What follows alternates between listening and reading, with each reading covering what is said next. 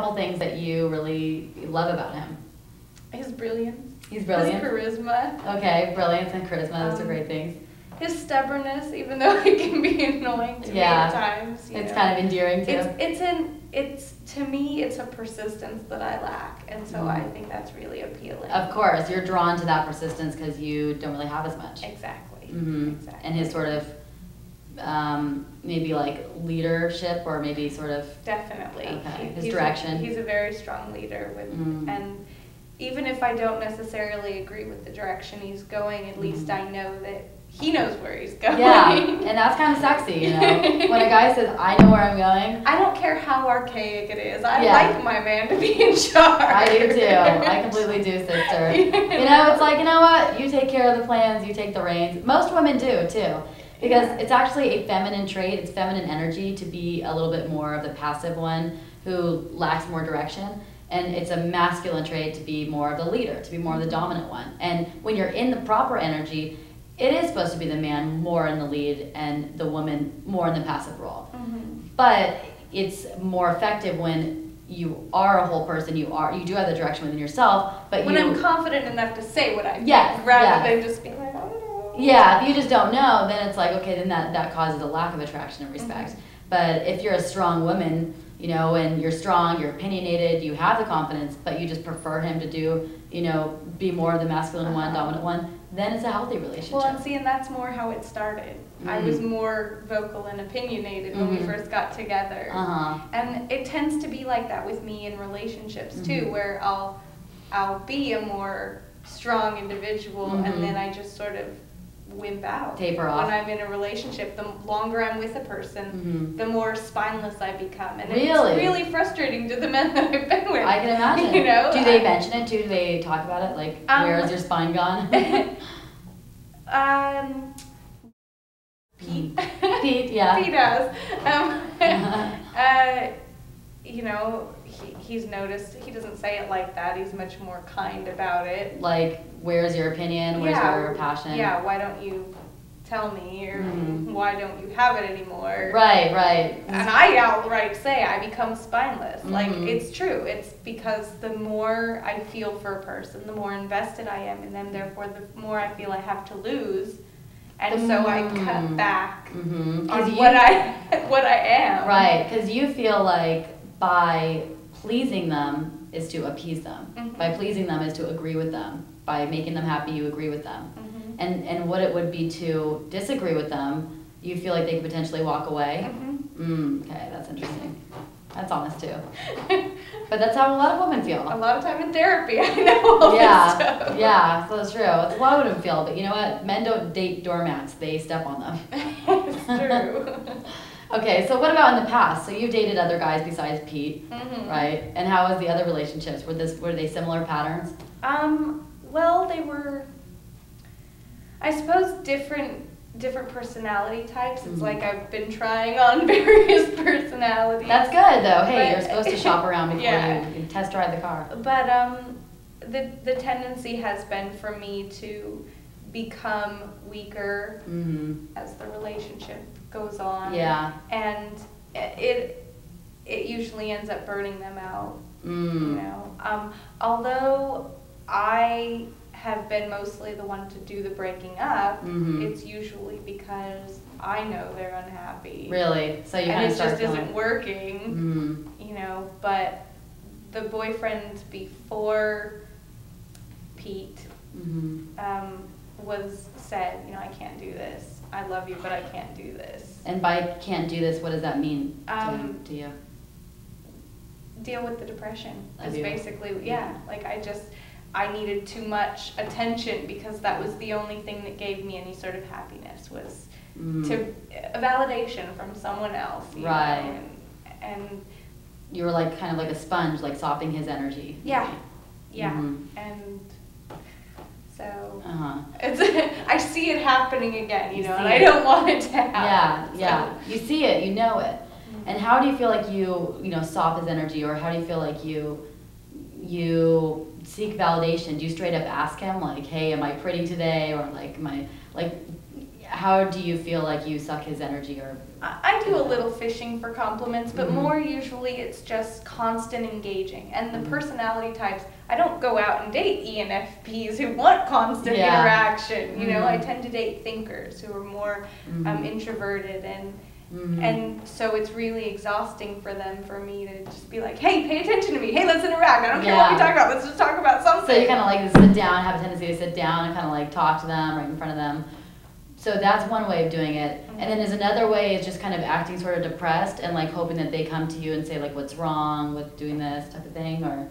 No, I mean, when I'm acting depressed, it's less with any, it's more like in a disregard of that he's present or that he'll be aware. It just doesn't matter. And I don't expect him to. I almost get frustrated when he does, because I know that that means he notices, which then means we're going to fight because it's sucking his energy, and I don't want that, you know. So actually, usually when I feel depressed, if it's not overwhelming, I just try and remove myself temporarily, whether it's going for a walk or going into another room and just kind of hiding out for a little while, which of course, you know, he said the other day, people don't stop thinking about you when you leave. They just wonder if you're okay. You don't just become invisible because you're invisible. Right. It's like, hey, I'm invisible now. It's the 2-year-old mentality. You can't see me. Yeah, exactly. But yeah, it's mostly the demanding for attention. And because when I'm engaged with other people, then I'm not thinking about whatever it is. That makes me happy or doesn't make me happy. Whatever, you know, like. Then I'm able to focus on someone else. And so when you focus on someone else, you're not alone with your thoughts. Exactly. And when you're alone with the quiet of your thoughts, that can be a good thing or a bad thing for some people. You know, when you're alone with the quiet of your thoughts, you have to deal with that. What is going on right now? Is it pain? Is it depression? Is it feelings of lost? You know, but when you're alone with your thoughts, you get all that. When you're constantly engaged with other people, and when you're spunky or when you're just kind of out there talking to people and connecting, you can avoid all that. It's like a shield. It's like a crutch. You know. Well, that's how I do the absorption of energy. It's that demand on someone who's exhausted by that much interaction. Yeah. Okay, that's fair enough. So you told me a couple things that you really love about him. What do you think he loves about you? Why do you think he's still with you? It's not very nice to myself or him. I think he's with me because he's afraid to be alone, and he doesn't think he'll find somebody that's more what he wants. Okay. I mean, he did love my spunk when we first got together. You know, he loved my sense of purpose and my passion. I gave him this speech about, you know, the story of the starfish, right? The guy walking along the beach. He's throwing all the starfish back into the ocean after a massive storm has washed them ashore. He passes another beachcomber and who says, you're never going to save them all. It doesn't matter. The guy throwing them in says, it matters to the ones I save. And I gave him that speech because he was saying how California was too far gone, and you know, as far as governor, he didn't want to be anything to do with California, and I gave him that speech as a reason why, you know, something about seeing the potential in things and making it happen, being part of the solution. So I give him this impassioned speech, and that's what won him over. Well, that's what he loved about me. But like I said, I become spineless the further in a relationship I am, and so. Or you maybe put up a facade, like all this is this, and then. Well, I honestly do feel like I lose it when I don't have anything else, and you know, I don't have anything else, and so it's not that I don't have that passion in me. It's just kind of like, it's like a hot air balloon that's fallen, you know, limp. Because the passion beneath it was the focus. And I don't have that. And when you focus all your energy on this man in your life, you know, and you kind of drop your other things, how attractive are you going to see him? You know, not very. But when you focus everything on this person, you lose part of yourself. You know, you really do. And the biggest thing, I think, is maybe a pattern in that happening with you with guys, you know, and then if that happens again and again, you lose little parts of yourself. but it's not gone forever. It's just dormant, you know, and it needs to be like revived, which is what we're gonna do. Good. There's still hope. Yes. Now, a question though, do you feel like you're lovable? I think there's the little voice that goes, of course I'm lovable. Everyone is lovable, you know, and all Don't the give me the brilliance I standard know. frou-frou answer. Well, no, I mean, yes and no. A part of me believes it. Part of me knows it 100%. But the louder part, and forgive me if I cry. That's okay. Good TV. But, you know, for the most part, no.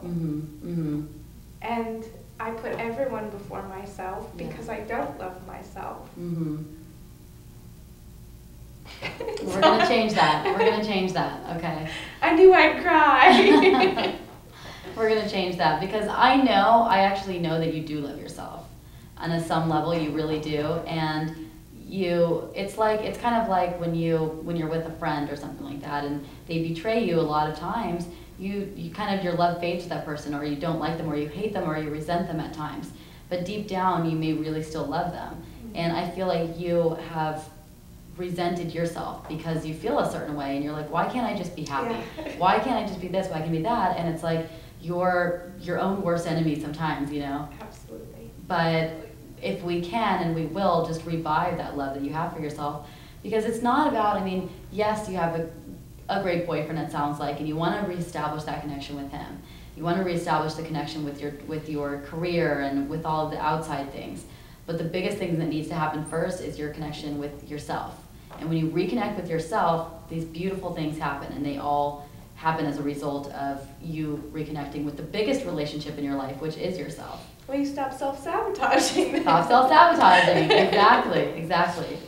And you know what another thing is? There's this metaphor of the captain and the crew. And I don't know, you read that book, you know, what was it, the book about the brain, right? Change your brain, change your life. Yes. So do you know a lot about the subconscious mind and the conscious mind and how it works? I know a fair amount for not having studied it. Yeah. So basically the conscious mind is like the captain and the subconscious mind is like the crew. And even though the subconscious mind is actually more powerful than the conscious mind acts as sort of like the captain. The subconscious mind is just trained to say yes to whatever the captain wants. Yes, yes, yes. So all it does is follow its lead. So when the captain, which is the conscious mind, is, you know, that's the one that's aware all the time. And it's the one that when you try to, it says, hey, I want to lose weight. You know, I want to lose weight, I'm going to drop 10 pounds. And then the captain or the crew is saying, okay, we'll try to lose weight. You know, they're all together. But then when the captain, after 5 days, say, I'm going to eat this candy bar, and I'm just going to do this, and I'm not going to go to the gym, and never mind. And then all the crew just kind of falls off, and they're like, okay, I thought we're going to lose weight. Okay, I guess not. Right. It's just trying to follow these orders. If you do that enough times, the crew is going to lose respect for the captain. It is, and it's just going to be every time the captain makes a decision to do something, like, I'm going to get a job today, you know, or I'm going to move today, or I'm going to find my purpose today. The crew is just going to be like, oh, yeah, right, you know, bullshit. I call the bullshit flag. And they're all just not going to, and they're going to be completely out of sync. The captain and the crew, the conscious mind and the subconscious mind is going to be out of sync because they no longer have respect for the captain anymore. And then the more you try to make decisions to do things or resolutions or when you try to change habits, it's going to be harder and harder. You're going to experience that resistance because your captain and crew is not lined up appropriately, you know? So the biggest thing about, you know, finding yourself and rediscovering your passion and changing negative habits is aligning your captain and crew and making and installing new habits that set you up for success and that reestablish that bond between your captain and your crew. That makes sense. Makes sense? Yeah. Yeah.